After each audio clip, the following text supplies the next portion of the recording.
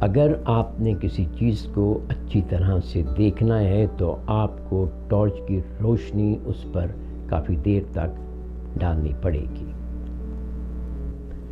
جب آپ میں یہ صلاحیت پیدا ہو جائے کہ آپ کا ہاتھ ادھر ادھر نہیں ہو رہا اور آپ ٹارچ کی روشنی کسی چیز پر کافی دیر تک ڈال سکتے ہیں، تو اس صلاحیت کو توجہ یا کنسنٹریشن کہا جاتا ہے۔ اور جب آپ کی کنسنٹریشن یا توجہ بہتر ہو جاتی ہے تو آپ کی یادداشت خود بخود بہتر ہو جاتی ہے، پھر آپ کی پڑھنے لکھنے کی صلاحیت بھی بہتر ہو جاتی ہے، آپ کے کام کاج کی صلاحیت بھی بہتر ہو جاتی ہے اور آپ کے تعلقات بھی بہتر ہو جاتے ہیں، کیونکہ آپ کو دوسروں کی بات پر دھیان دینے کا طریقہ آ جاتا ہے۔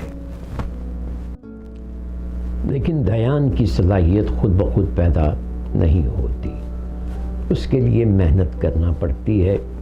ایسا نہیں ہوتا کہ آپ فیصلہ کریں اور آپ کا دھیان بہتر ہو جائے گا۔